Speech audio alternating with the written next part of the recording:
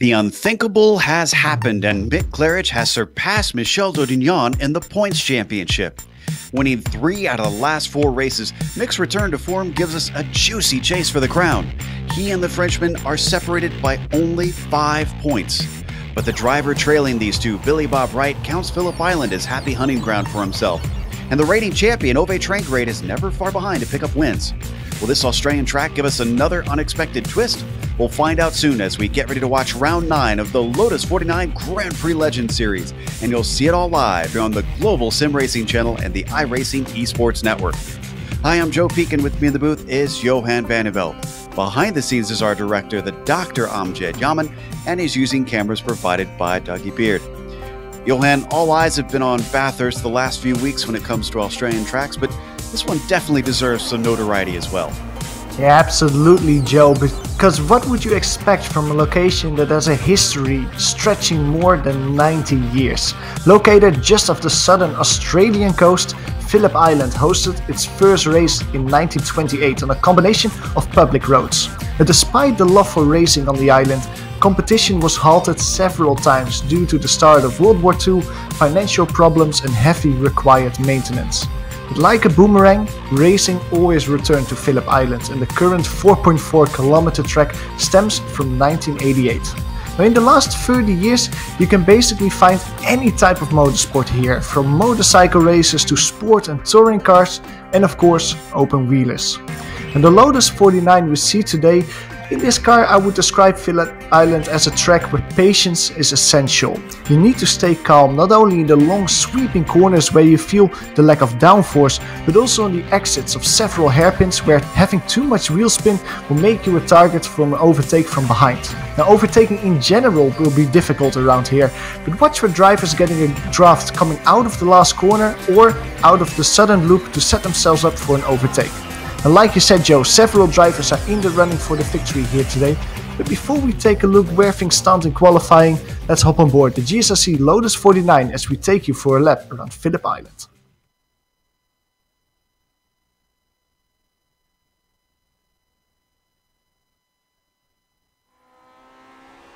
Alright, we're in the GSRC Lotus 49, so let's do a lap around Phillip Island. Coming down the Gardner Straight, let the car drift to the left and get ready to slow up for Doohan. This quick sweeper offers something of a passing opportunity, but trying to slip through here too wide can be pretty scary. Be prepared for some intense battles in this first corner. Then bring it back to the right as best you can and get the car rotated into the southern loop. You don't want to apex too early around this extremely long bend. Set yourself up so that you can get off the exit smoothly and confidently on the power. From there, it's a short burst to stoner where you can't quite take it flat out. Feather the throttle until you're confident you won't understeer into the grass. But don't get too eager because before you know it, you're braking for Honda. This is another spot where a lot of passes will tend to take place. You only get a short squirt of the throttle before you're chucked into Siberia. Despite a fair bit of camber here, it's best to try and late apex this uphill bend. It's going to be especially tricky to get the power down here because of the kink of turn 7. A little safety lift to about 90% throttle will keep the car from swapping ends on you. Then lift through 8, give another stab to the power, and finally scrub off speed up and around Lukey Heights. Hug the inside of the corner all the way to the exit so that you can have the proper line into MG. Don't let the slow speeds fool you because the downhill braking into this hairpin makes it easy to overshoot the apex. After that, the track immediately switches back through turn 11 where you've got to wait patiently before fully getting onto the gas. Then comes what I think is the most fun corner of the circuit. Give it a big lift coming into 12, but tuck the wheel right up to the inside curb. Slowly feed on the power and counter steer to keep the car straight so that you can really fly out of here. Hopefully you kept it all together and have now finished a lap around Phillip Island.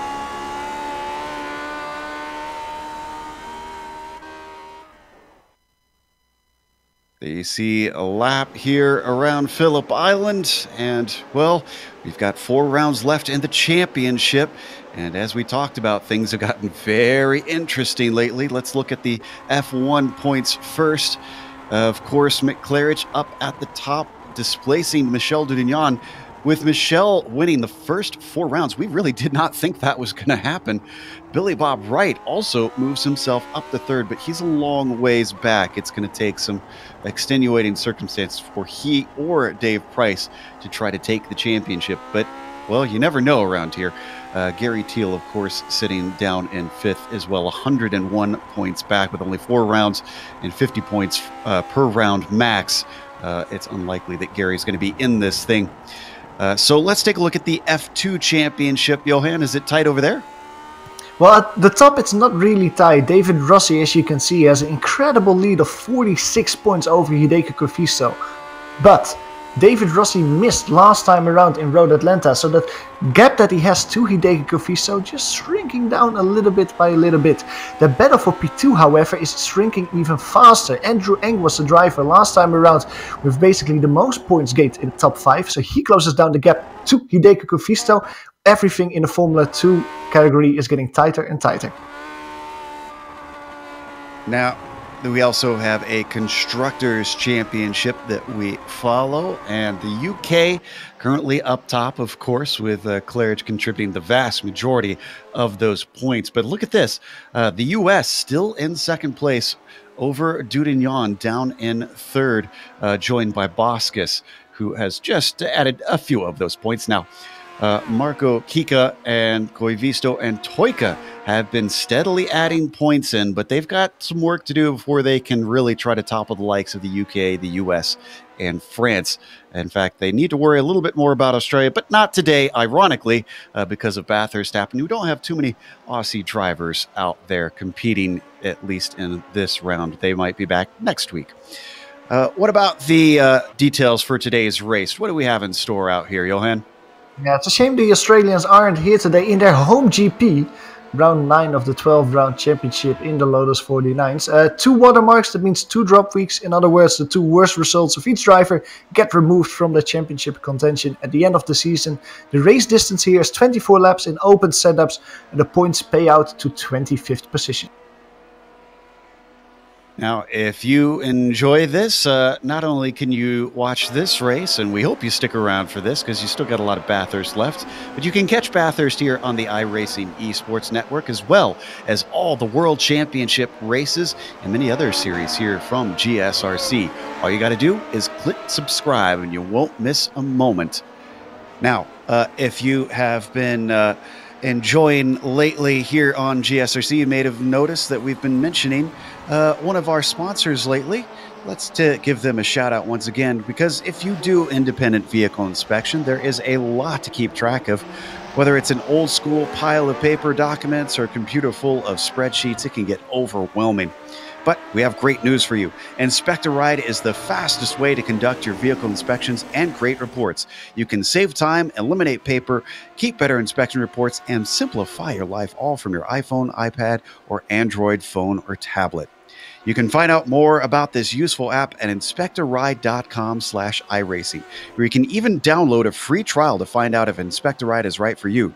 So check it out. Once again, that address is inspectoride.com/iRacing. Free trial waiting for you to help you out and simplify your life. Looking at qualifying, though, right now, up at the top, it is Michel Dudignon leading Dave Price by a pretty fair gap, and Mick Claridge is yet to get his first-time lap in. Mick Claridge is actually coming through the last corner now. This will be his only lap time. He had an off-track in the first lap. Coming over start-finish, he will set a 1:29.1, only 6th place for our championship leader. Very far down, because we were wondering in practice who will get pole. Dave Price, Michel Dudignon, Mick Claridge were all so close. So the fact that Mick only starts in P6, well, that's a qualifying disaster for him. It seems to have been a weak point for him this season, that's for sure. As we watch Andrew Ang come around to complete a warm-up lap. He's got both of his timed ones in today, 31.2 being his fastest.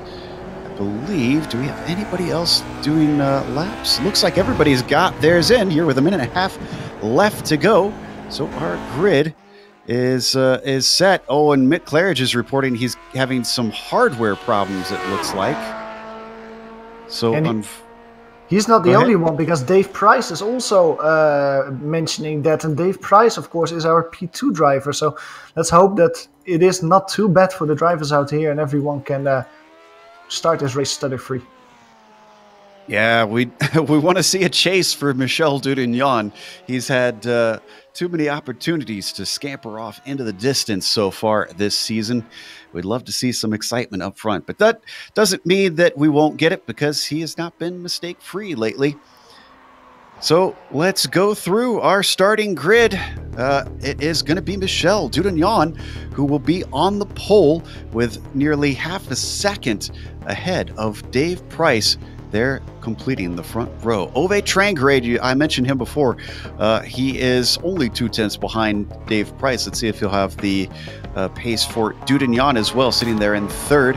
Bruce Nelson will be P4, and then Rob Olenek starts fifth. Rob wasn't looking so good in one of the practice sessions before. Seems like he's picked up the pace a little bit. Then there's the driver we mentioned that we watched complete his qualifying, Mick Claridge, our leader in the championship.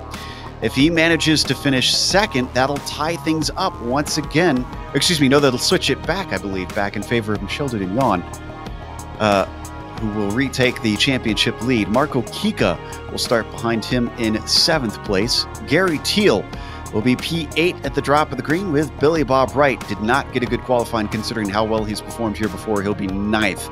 Daniel Sadro will round out our top 10. Philippe Urquhart is the first driver outside of that. He will start in P11 just in front of David Rossi, who will probably be very happy with the qualifying spot. He is 1 place in front of Hideki Corfisto, and I think that if he stays there, it's pretty sure that David Rossi will grab the title in the Formula 2 category. Francisco Javier Gutierrez starts the race in P14 just in front of Don Good and Andrew Ang, who's trying to chase down Hideki Corfisto for P2 in the Formula 2 Championship. Andres Bruno starts the race in P17. He shares row 9 with Harry Gruppler, and the last driver on the grid today is Ivan Jojo. So even though it's a relatively small field, this is a good turnout compared to what we've seen in some of the very early seasons. It's so great to see the health of this series continue to climb and improve. Look at that beautiful row of cars all the way down to the back here in Australia. As the lights come up, the engines rev. Green flag is out here in round 9 for the Grand Prix Legends Series. Michel Dudagnan leads them away. We got a car with a horrible start. That is Bruce Nelson falling backwards and up to the front. Is that Dave Price taking the lead? Indeed, Dave Price manages to overtake Michel Dudagnan around the outside of the first corner. They come into the southern loop. We got a car spinning off to the inside. That's Ove Trangrade taking control of the car, and then someone is off to the outside as well.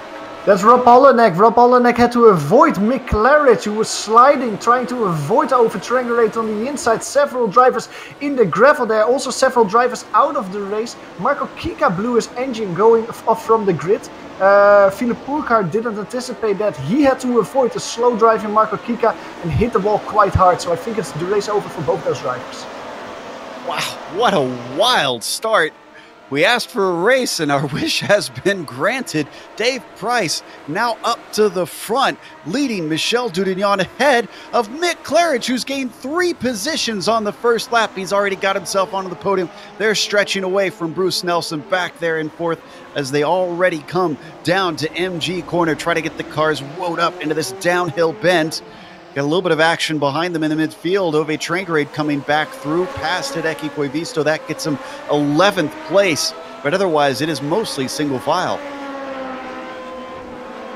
Up front though, it is Michel Dudagnan looking very feisty. Mick Claridge cannot really follow this battle for now, but Michel Dudagnan can follow Dave Price. He takes a look around the outside on Gardner Straight, going towards Doohan Corner. Very difficult corner to go side by side. Dave Price on the inside starts sliding a little bit, but sliding here means that you have the inside in the southern loop as well. Michel Dudagnan once again takes a look on the outside. Cannot stay there though, has to give in. Now what does that mean for Mick Claridge? Mick Claridge immediately halves the distance between himself and the rivals.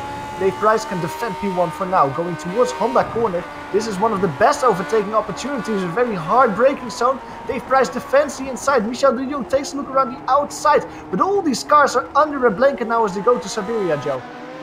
Dudagnan not interested in waiting around as he pokes and prods on either side, but nothing working. And as you mentioned, Claridge is right on top of them. Now they hit the uphill towards Lukey Heights. Michel can't really find a way through the cars, needing to lift ever so slightly through these corners. And then the left-hander at the decreasing radius as he starts to slide wide. Mick Claridge can't do anything with that one. To MG for the second time. All 3 cars desperate to try and take advantage of Dave Price, who is clearly the cork in the bottle. Before they finish the second lap, it is 3/10, 4/10 separating our top three. There was almost contact, heavy contact between Mick and Michel going into MG there. Mick took a little look on the inside. Now, luckily for Michel, he saw that could take around the outside line. But like you're saying, Dave Price is holding up the two drivers behind him as they're going through Doohan Corner one more time. This time around, Dave Price is around 1 or 2 car lengths more in front of Michel Dudillon, so he doesn't have to go side by side. He can drive his normal preferred racing line as Mick Claridge is chewing popcorn behind him. He's waiting before they make a mistake, go side by side, and he can just swoop in and take the P2 or even P1 position. There's quite a bit of dirt on the inside of the entry into the southern loop. Not sure if that's going to affect how these cars drive around there, but through Honda, nobody poking their nose out this time. Looks like Michel has found a little bit of patience, and a mistake from Mick takes him off course. He doesn't quite lose the position yet. He's slow off the corner, but now he's going to have a fight on his hands with Bruce Nelson coming up behind him. This makes it now 2 and possibly an easier ask for Michel Dudillon, now only having 1 car to tend with. Claridge hit the grass there on the rundown towards Siberia Corner. That unsettled his car, and when he went on the brakes, he immediately spun around. Now this is bad news, especially for Dave Price, because Michel Dudillon only has to look forward now. He has nothing to fear from Mick Claridge behind. The gap between Mick and Michel is over 3 seconds, so Michel can fully focus on attacking the car in front as they're coming around the last corner this time around. Again, Michel Dudillon has a great draft coming over the start-finish straight. Once again, takes a look on the inside of Doohan Corner, slots back to the racing line, however, under braking. It looks like that draft is just enough to be tantalizing, but not quite enough to give him a good opportunity. Around the southern loop, they go once again. And Michel Dudillon looking for that one gap, that one opening. He's very close this time. Is this going to be enough up into Doohan? Doesn't quite look like it. Another defensive move from Dave Price down into that right-hand hairpin. And Mick Claridge is already setting sight to try and regain that time. He's 3.5 seconds back. He's leaving a gap back to Bruce Nelson, who is instead fighting a rear guard with Gary Teal trying to overtake. And it will be interesting to see if Mick Claridge actually can close down the gap. In practice, we were talking about it. The top 3, Price, Dudillon and Claridge, basically had the same speed. Dudillon was slightly quicker than the other two, but roughly they had all the same speed. Now, however, Claridge has to bridge 3 seconds to really jump in this battle again. Now, of course, Price and Dudillon are fighting, but the Brit has to close it down quickly, because if Dudillon finds his way past, I wouldn't be surprised if that's the Frenchman disappearing on the horizon. Man, I feel bad for the mid-packers because they've been having great battles that we're seeing right here that we haven't really been able to watch because of the excitement up front. This is essentially all for fourth place. That's Bruce Snelson. As we've jumped back to 8th as well, that's Olenek and Trangrade. They've been slicing through the field ever since they were sent backwards for their first lap mistake. Trangrade's going to overtake Rob for that 8th place. And not only that, over Trangrade is setting the quickest lap of the race last time around, so the Norwegian is really on fire. That makes me wonder, Joe, what would have happened if over Trangrade didn't have that small mistake coming into the southern loop lap 1. He might have been right up there with Dave Price and Michel Dudillon fighting for P1. However, that battle between those two drivers is heating up. They're nose to tail going through Honda Corner, through Siberia. The gap increases to around 1 car length, but I think Michel Dudillon took a little look on the inside there of Honda Corner. Another poke really to destroy the confidence that Dave Price had and try to take P1 away from him. In the meantime, Mick Claridge behind them. The gap between Mick and Michel Dudillon is increasing. 3.6 seconds between the two drivers now. Mick Claridge at this point just cannot follow the two drivers in front. Oof, that's a shame for him, considering he was well into that fight. So we take a look at Ove, who's got another spot after half a lap. He is charging. I'm with you. There's a lot of what could have beens. And up next for him is Billy Bob Wright, who's not too far behind Teal and Snelson. I'd say Ove is looking at potentially 4th place. Absolutely. Good battle, though, between Teal and Snelson. Snelson made a mistake coming through turn 10 last time around, MG corner. Gary Teal almost had a look on the inside. It could almost swing it side by side through turn 11 and 12. Didn't manage so. So this time around through Southern Loop, he has to stay behind. But again, it's Bruce Snelson just taking a slightly wider line, slipping a little bit away. And it gives the opportunity to we got to go back to the front. Michel Dudignan trying to go around the outside, and this is the closest he's been. Had his nose come fully alongside the likes of Dave Price and just could not make it stick around the outside of Honda. But he's getting ever closer to making this pass work. And I wonder, how long will it be before Dave Price cracks? Can he keep this lead for this entire race? He's got a long ways to go. It is a very hard task for him. The only thing that Dave Price can hope at this moment is that because of the battling, the other drivers will join that battle for the lead, basically take some of the pressure off that Michel Dudignan is currently putting on him. However, I want to put maybe some emphasis, if we can, on the battle for P4, because there's a pass going on there now. Bruce Snelson side by side with Gary Thiel. All these drivers like hornets in a jar, just screeching over the track, left, right, trying to find a position for an overtake. But it looks like Dudignan's finally got the run. Sorry to cut you off again. Down the front stretch, he finally makes it work. He used the draft to make the pass stick, and it took him about 6 laps to finally overtake the likes of Dave Price. You can see actually, I don't think he even used the draft, just got himself a better run. Dave Price knew it. He held off to the side and let the Frenchman through.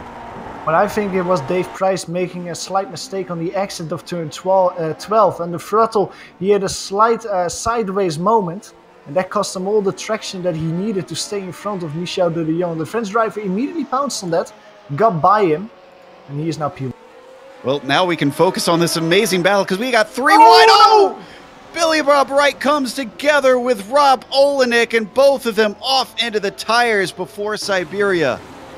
Wow, I don't know exactly what happened there. It almost seems like Billy Bob Wright had a small oversteer moment there. His car suddenly got very sideways and steered right into the front of Rob Olenek, sending both cars into the tire barrier. You can see there on the replay, just giving it a slight touch, and that was all that was needed to really end up in the tire barrier. So we go on board with Rob Olenek. Great battle though, how they were 3 wide there. Yeah, I almost wonder if Bob, he just didn't know that he was there. Yeah, he kind of veered over slightly, and it was marginal on whether he was in there. Both of them find themselves retiring, I believe. No, it looks like Billy Bob's got his car going once again, but down in 11th. Well, that takes away a few cars from that big battle that we were watching in the mid-pack. Snelson still leads them in 4th. Gary Thiel still holding 5th, but now Ove Trangerade promoted up to 6th. Yeah, the Norwegian can try to really close down the gap to the drivers in front. Like you said, a P5 position surely is in the air for Ove Trangerade. In the meantime, out in the lead, it is still maybe a race victory for Dave Price. The gap between him and Michel Dudignan hasn't grown that dramatically though. You can see it on top of the screen, only half a second between the two. Dave Price for now can quite comfortably stay close to Dudignan. Wonder if this is due to the draft that Dave Price is able to just ride the coattails of the fast Frenchman. Down into MG, certainly not so much with this short little straight. But here we'll see, coming on the front stretch, will he start to gain? Let's watch Dave Price and see if he's figured out how to maybe find that last little bit of speed to keep Dudignan on his toes. And once again, you can see it there, working the wheel a little bit, slide oversteer for Dave Price. That costs him a little bit. If Dudignan, I was thinking about it, Joe, can actually grab the win, this will be the first time in 5 races that we see the Frenchman on top at the end of the race. Of course, he had a great start of the season with 4 wins in a row. Then a little dry spell happened, but with the performance that he's showing now and also the speed that he had in practice, it looks like the Frenchman is on his way for a victory. That will be the first one in over a month. Absolutely, but we got to go back to 5th once again because Snelson, who is a little bit ahead of Thiel, might have a break now because Trangerade looks set to try and overtake on Gary. He's not going to try it down into Honda quite yet, but he was awful close. Still under a blanket, the three of them going towards Siberia. You can see over Trangrate trying a different line there, trying to take a really wide line, some more momentum on the apex of the corner. Doesn't work out for him though, because both drivers got a little bit of oversteer. They have to follow each other through this very slingy section, very twisty section, turn 7, turn 8, up towards Lukey Heights. Difficult corner though. This is one of the most difficult corners I always find in the Lotus 49. You have to brake and at the same time have to turn. Set yourself up for turn 10 here. Bruce Nelson making a small mistake though. He goes wide. Bunches up Gary Thiel. Now maybe over Trangrate has a small opportunity. Coming through turn 11. Through turn 12 now. This is one of the best overtaking places on the track. You need a good run through here and then use the draft. Look at over Trangrate. He has so much momentum coming out of the last corner. Right on the gearbox of Gary Thiel in front of him.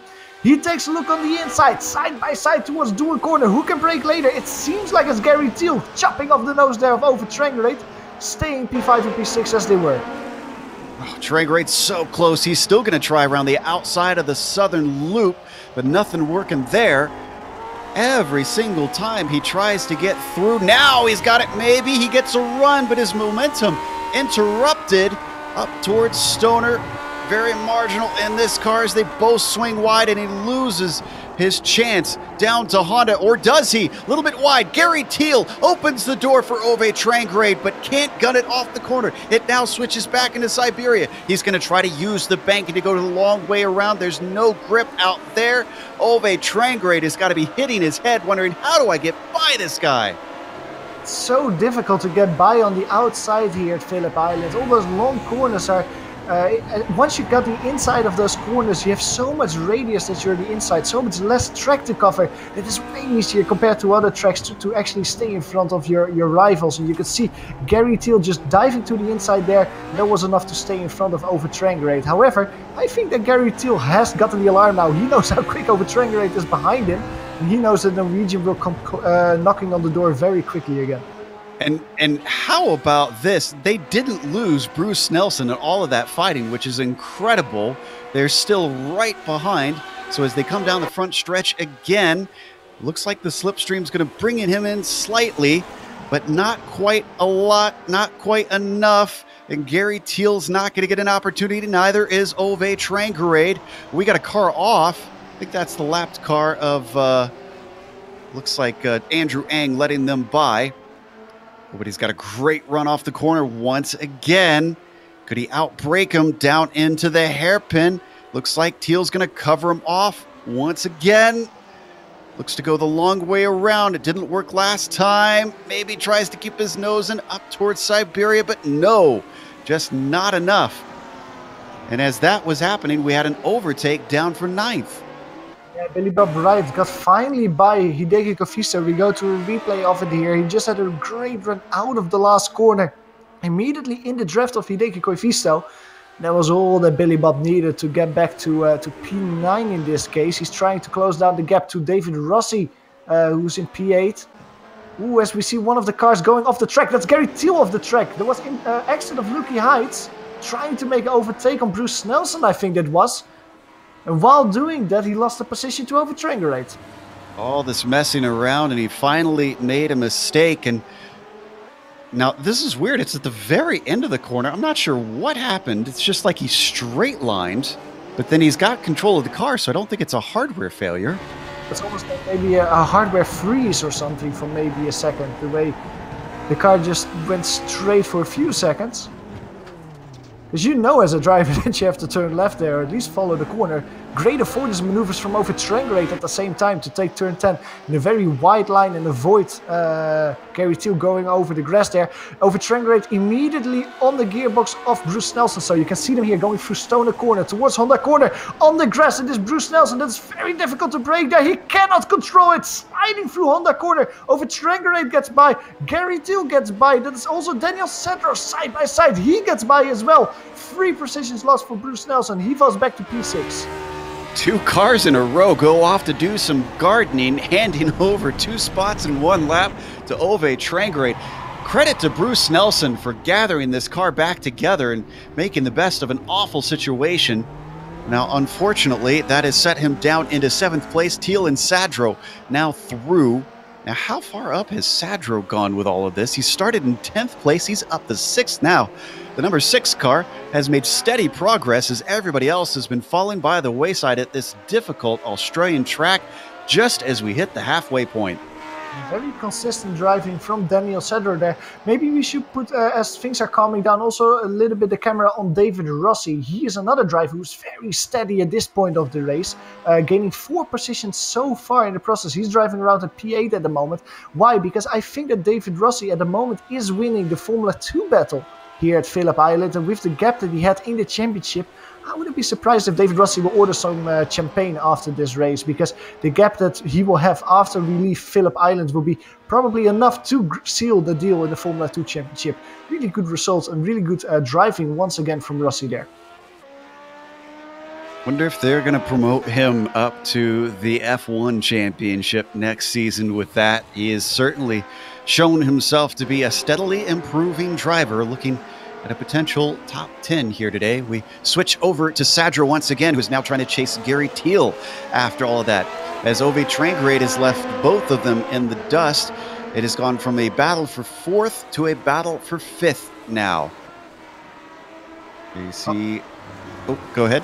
Oh, I wanted to say Ove Trangrade is of course behind Mick Claridge now. The gap between the two drivers is 9.5 seconds though, so Ove Trangrade really has to pick up the pace, but almost a second quicker per lap than Mick Claridge to close down the gap for a podium position. I think that will be difficult for him, so the biggest battle will be behind him. I'm curious though as well, Joe, how quick Bruce Nelson is. He was leading this battle all the time, but was he basically the cork that held the bottle, or is he as quick as the drivers that were behind him and are now in front of him? It's not huge gaps from Teal down to Sadro down to Snelson, so I think we'll find out soon enough as this battle either spreads apart or closes in. You brought up an interesting point before the race about Michel Dudignon and his championship run here and how many errors he can have. That the drop weeks always make this thing fascinating. I think that despite Michel's speed, puts him in a very precarious position. Yeah, absolutely, because looking at the championship standings as they stand, if Michel Dudignon basically has a no score somewhere in the season, he loses, he has to put one of his drop weeks on that. That means that he scores 16 points. That's the amount of points that he gets for one of his current drop weeks. At the same time, if Mick Claridge makes a mistake, he still gets scored 37 points. So, in other words, to summarize it a little bit, Mick Claridge is much more secure than Michel Dudignon if he makes a mistake. So, even though Michel Dudignon will grab the championship lead if it finishes as it stands, I think that Mick Claridge will still be very calm, because he knows that Michel Dudignon has to be extremely perfect until the end of the season to really get the championship. Mick Claridge, he can permit himself a small mistake here and there. And this might be one of those mistake races, because he's still in 3rd and still not gaining on Dave Price. Now, it's about holding steady. So if Dave Price himself also makes an error, that could bring the number 2 car back into things. But right now, other than Dudignon streaking away, the top of the field is pretty much holding where they are. Yeah, and we really have to go to P5, P6, P7 to see a battle. It's between Gary Teal, Daniel Sedro and Bruce Nelson, and these drivers are streaking away from each other a little bit. Because I just saw Daniel Sedro going very sideways through Southern Loop. They didn't give Bruce Nelson an opportunity to close the gap towards them. These are a few of the drivers that are closest between each other at this moment. Another close battle maybe is between for P12, Don Good and Francisco Javier Gutierrez. Those are 2 drivers that we haven't talked about so far this race. The gap between these 2 drivers is around 1 second. This, of course, is the battle for P12. Francisco is a little bit quicker than Don Good last time around 3/10 of a second. Maybe let's keep a half an eye on this battle, but the Iberian driver is slowly closing down the gap to Don Good.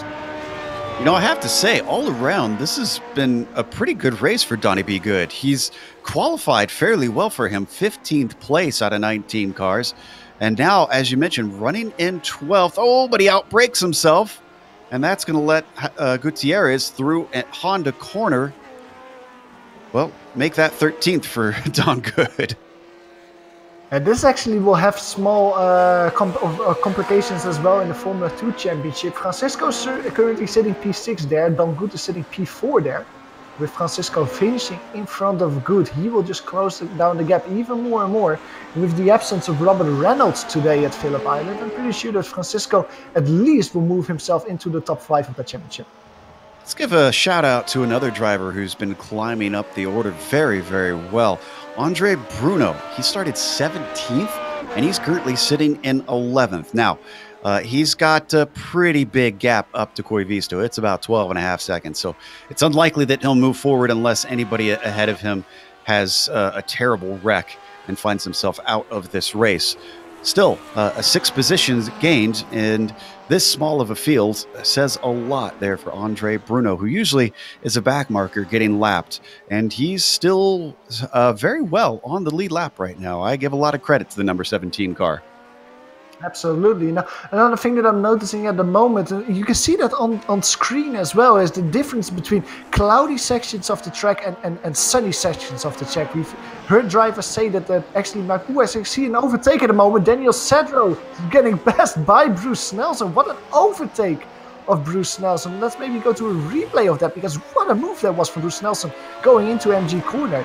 He really set himself up all down to turn 7, turn 8 through Lukey Heights, and then when he saw the gap in turn 10, he just sent it on the inside, outbraked his rival. Wow. As much as this is a hairpin, it seems pretty rare that we see overtakes into here, and Snelson set this one up. Look at that.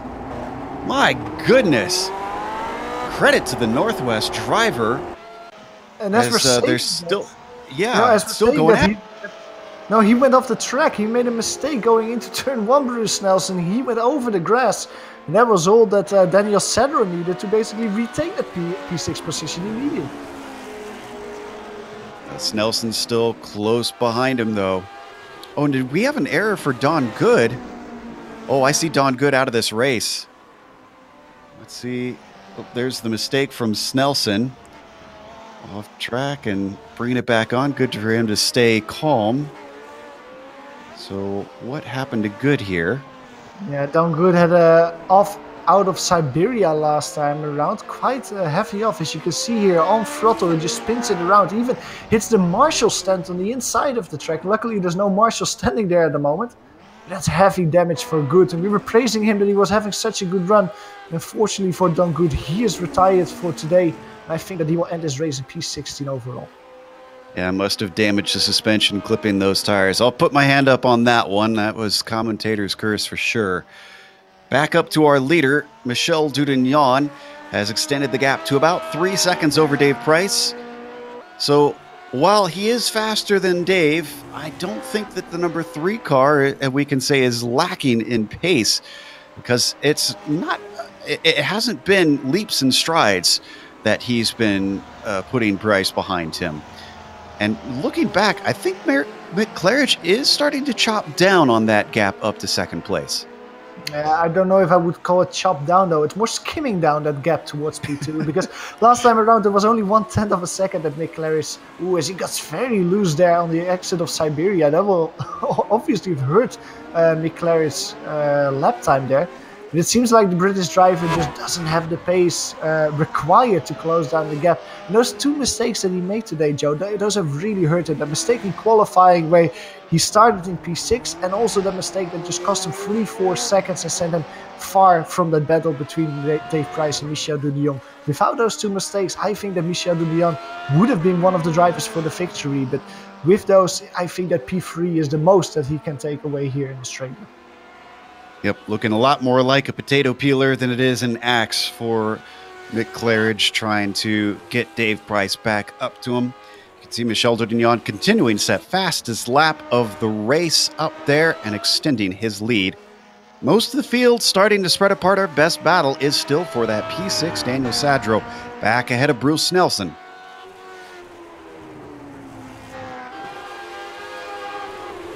We're down to 6 laps to go at this point. The race dwindling down, and it's starting to look like it's more about who can make the fewest errors. Most of the drivers making overtakes when the car head has an off, has a bobble, and opens an opportunity. Absolutely, and that's really also a contributing factor to the weather. We were talking about it earlier before Bruce Nelson had an overtake.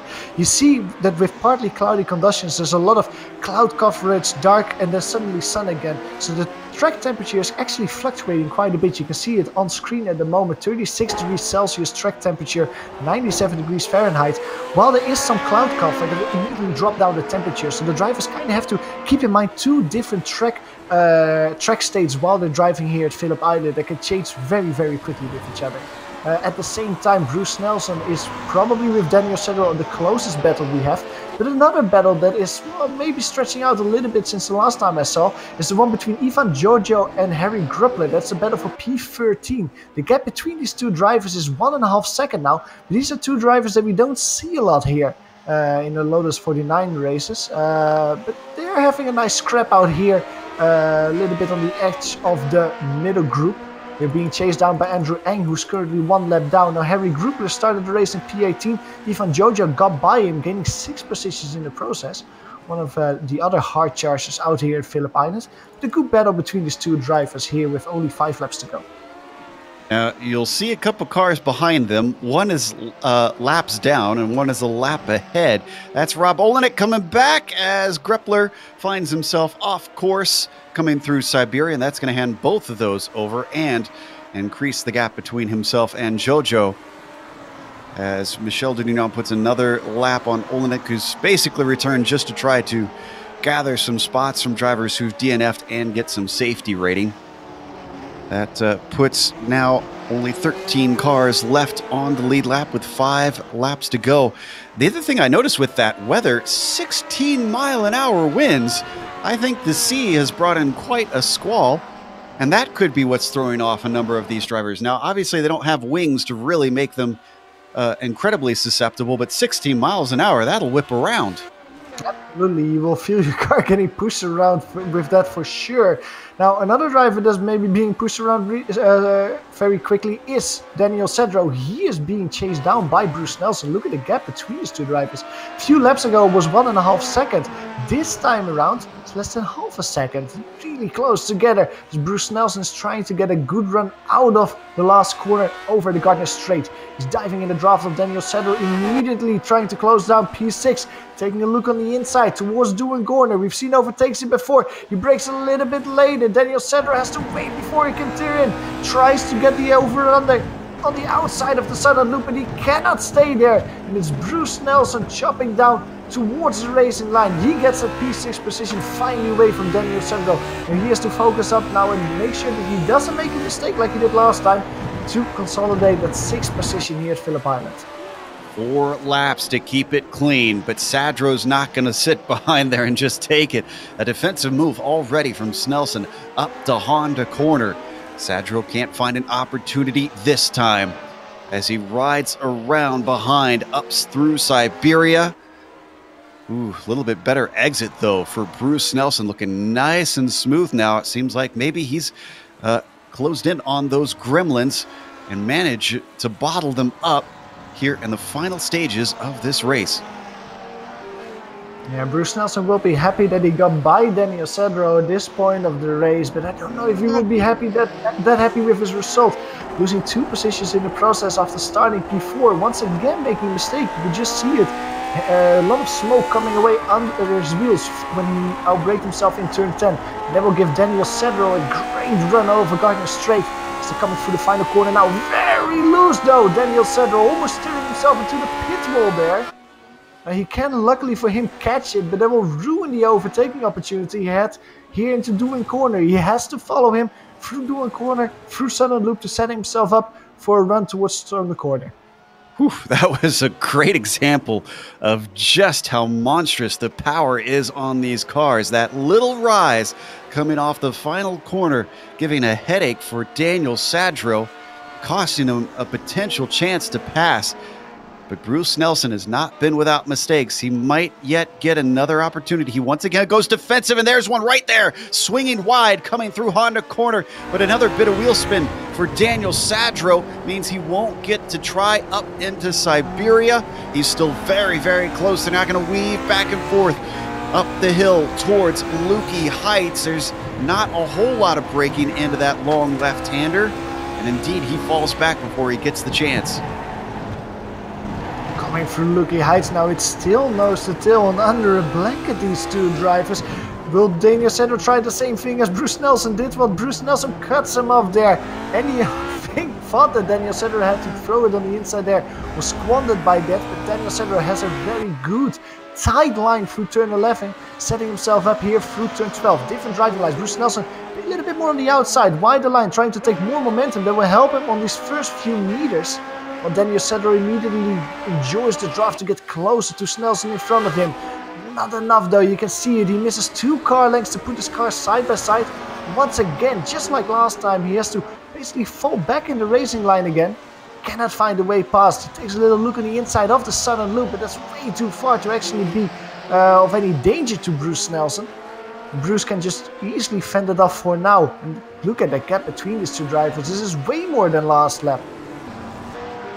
Well, we're not missing anything up front. This is our closest fight still. I'm not sure if that's a defensive line from Snelson into Honda or if that's just his racing line, as once again he locks him up through the corner, because the last 3 laps he's been holding right in the middle of the road after Stoner. Up towards the top of the course, another bit of wheel spin. Daniel Sedgwick's weak point seems to be his right foot coming off of the bends. Now down to 2 laps to go. Excuse me, final lap now, because Michel Dunignon has already taken the white flag. The Frenchman is responding. As Johan mentioned earlier on in the race, it's been a while since his last win. One of those was a missed race. He had to take off for real-world duties. And other 3, well, just could not capitalize on his speed, with Mick Claridge beating him to the line. So as he works his way around with just half a lap to go, it's 5 seconds back to Dave Price. Another 6 seconds from Price back to Claridge.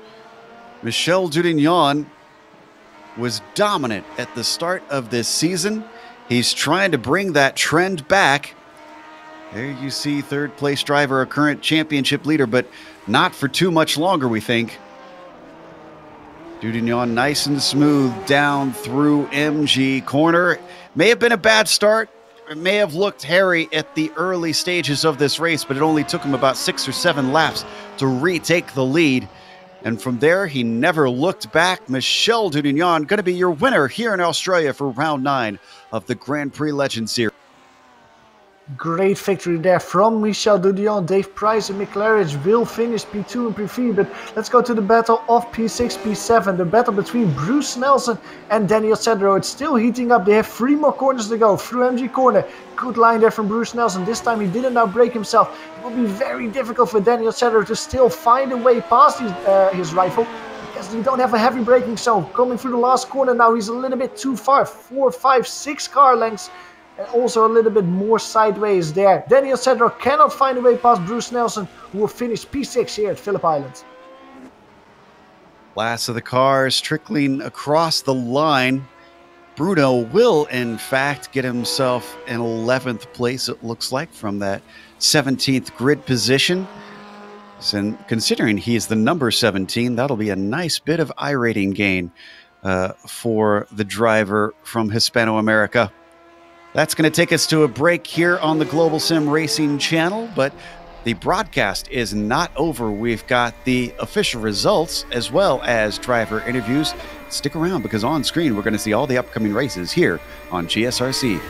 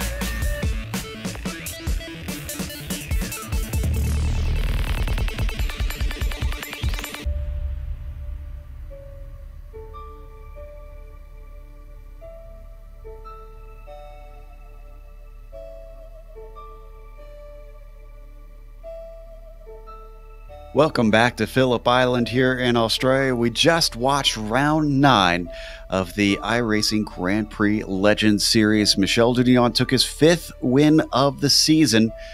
We believe that should give him the championship lead back. But it was Dave Price coming home in 2nd place. That'll help his climb up the points order. Mick Claridge, unfortunately, an error meant he could only take 3rd today and complete the podium. Ove Trangrade finishes in 4th, having to come back through the field with his own mistake, setting him backwards. Gary Teal climbs from 8th to a top 5. Then it's Bruce Nelson slipping backwards, finishing 6th, and Daniel Sadro moving forwards instead, taking 7th place. David Rossi all the way up to 8th for him. Good haul of points for his AM championship. And Billy Bob Wright, unfortunately, settles for 9th. His happy hunting ground did not serve him well today. Reki Koi Visto rounds out your top 10. One of the two hard chargers today is Andres Bruno. He comes home in P11 after gaining 6 positions. Francisco Javier Gutierrez is the last driver on the lead lap. He finished in front of Ivan Jojo, another one of the hard chargers, started in P19. In the end, he won that battle with Harry Gruber in P14. Andrew Ang, one of the drivers that had to make a pit stop in the race and continued after that, finishing 1 lap down, finishes the race in 15th position. Dom Good, we saw what happened with him. Unfortunate that he retired. He's classified in P16. The Dory Award goes to Rob Olenek. He, of course, had that big crash early in the race with Billy Bob Wright, but he kept racing out there, classified in P17. And then Michael Kika and Philip Urquhart already had problems before they reached turn 1. They are classified in P18 and P19. We've got Dave Price ready to talk to us, the driver finishing 2nd place here today in Australia. Dave, you fought valiantly, but it looks like eventually the Frenchman managed to squeeze through. Oh, we can't quite hear you, Dave. Make sure that Dave's got his mic set up correctly. We can see him lighting up on our end. Oh, was that? I think we heard a little bit of Dave there. Give Dave a few more moments here to try to get this sorted out. But held. Oh, we're hearing little bits of you, Dave, but can't quite make you out. So unfortunately, we'll have to put him aside, let him get his microphone figured out. In the meantime, Johan is going to be talking to Mick Claridge, who managed to climb up to 3rd at least. Yeah, Mick, welcome to the booth. Well, basically, I want to start with before the race, because in qualifying, you only managed P6. Now, that's something that we're completely not used to from you. What happened in qualifying? Oh, hi, Johan. I just got a massive screen freeze right in the one of the turns or wherever it was. I can't remember where it was now. Had so many of them in the race as well. But the screen just froze, so I lost the 1st lap, and then I can't remember. I think it was just a really messy 2nd lap. Well, of course, that mentioned that you had meant that you had to start the race from P6. However, that lap 1 from you was incredibly effective. You immediately steamed forward to P3. Yeah, I got a bit caught out by the weather today. I went with 19 PSI on the right rear, and I should have gone to 18.5. I mean, it's that much of a difference, and it's that important. That's what gave me a really good 1st lap, and then I sort of slowly lost grip as the race went on. And I was trying to get out the slow corners, and I was losing the rear end and all sorts. And there was a couple of laps where I started to catch Dave for a couple of things, and I looked at F1 screen. I thought, 9 laps. Maybe, just maybe, and then I just lost it coming out one of the corners, and I just gave up. Then I just thought, no, I'll have 3rd. That'll be all right. You just consolidated that P3 position. You mentioned that you struggled more and more with your tires as the race went on. Was that exactly what happened when you were battling with Michel and Dudillon, when you basically went off the track and lost a little bit of time? Was it just the tires giving out? Are you talking about when I nearly done a half spin? In the left-hander. Yeah, no, the screen froze up on me. I've got something. It's not an iRacing issue. I thought it was because I've been trying to practice for the Bathurst 12 hours for today, and I've had massive screen freezes all through that, and I just got one then. So there's something wrong my end. Something's got to be sorted out. I don't know what it is. Well, good luck with figuring that out at least. Also, good luck with the Bathurst 12 hours today. And congratulations at least with getting P3. The battle still on between you and Michel for the championship. Yeah, cheers, man. I mean, I think I was third anyway today. You know, no matter what happened, Dave was faster than me today. Michelle's always faster. Maybe Uwe would have been up there as well if he hadn't been some, you know, up on the Porsche today. You know, because he's in Porsche mode today. So yeah, so it was a good race. Absolutely. Well, congratulations, Mick Claridge with P3. He finishes on the podium. Now let's try to get Dave Price back in the booth again. Dave Price finishing P2 here at Phillip Island. Dave, this is Joe. Do you got a copy? Yeah, can you hear me okay, Joe? Now we got you. All right. So let's talk about those opening laps. You snuck by Michel Dudignon. You did a great job holding him back, but it looks like eventually you couldn't hold back the tide. Yeah, well, it wasn't actually that. I just made a mistake coming out of the final corner onto the start finish, and the car got super loose. And I just had to get out the throttle, otherwise I'd have been in the wall. And so, you know, obviously, I just allowed Michel to breeze on past, and then it was always going to be difficult to you know, to catch him from there. It was a couple of tenths, I think, on average, quicker than me. But yeah, if I think about it, made the mistake, I just about had the pace to keep him behind me. So a bit frustrating, but it was good fun. It seems like you and Michel a little bit tied at the hips in the points here, because both you and he were pretty consistent up at the start of the season. Then you obviously had to miss a couple races, had a bad one at Donington, and now you're back up at the top. Yeah, I don't think I'll stay there for the rest of the season. I can't make Spa, unfortunately. I'm away that weekend for my wife's birthday, ironically, at a Spa hotel. So I've only really got two other races, Lime Rock and a Monza at the end of the season. But it's nice to be up there and thereabouts. I haven't had the best season, to be honest. I think this is the first time I felt I've actually had any decent pace for a little while. So it's nice to be racing towards the front, even if I couldn't quite manage the checkered flag at the end.